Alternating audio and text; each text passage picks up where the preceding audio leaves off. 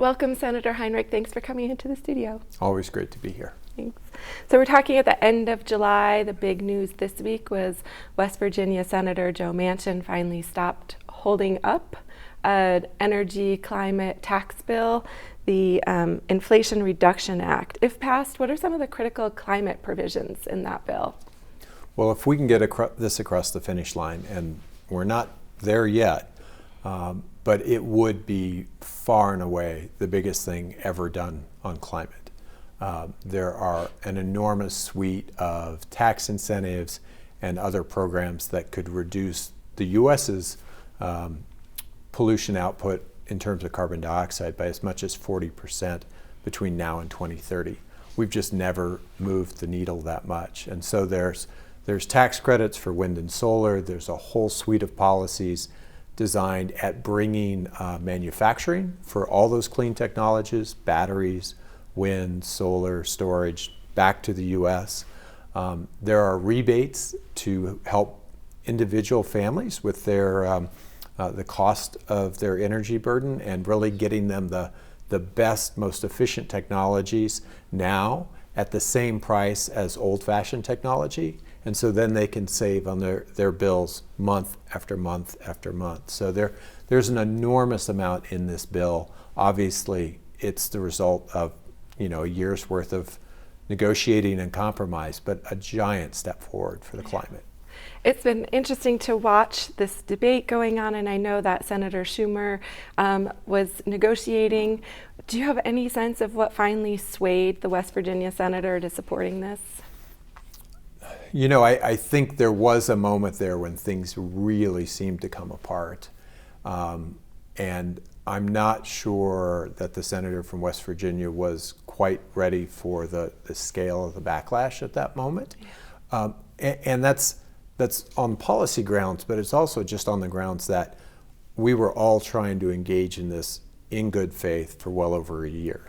And if you're not going to actually make a decision at the end of the day, then that's a very bad place to be. And I think he realized that we were close enough that we could get there and make it work for all 50 senators involved. Mm-hmm. I kind of wanted to move toward January 6th a little bit. Yeah.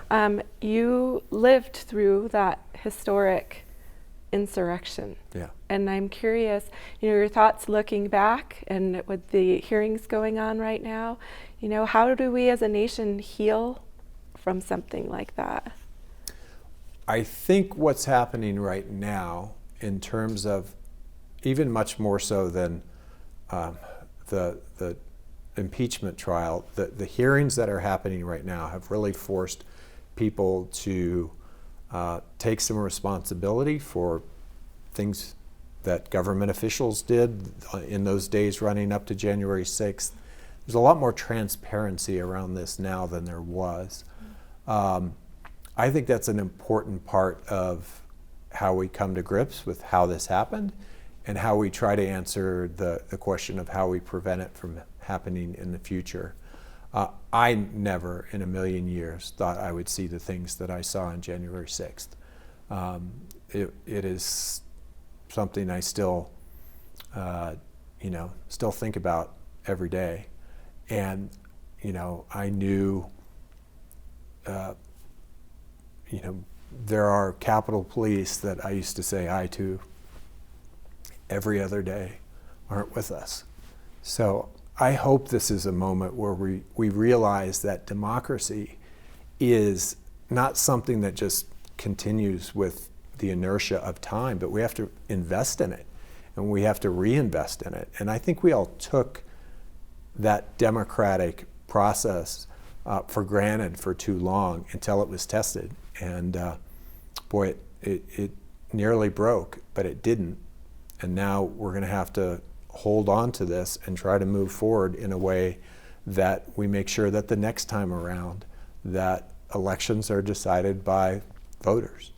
Yeah, I can't believe we are talking about these sorts of things in the United States now, but politics really feels to me as something that's become this crazy spectator sport, and on the outside of it, I'm tired. Yeah. I'm tired of watching it, and I'm just curious if bipartisanship is something of the past, or if we can come together as a nation.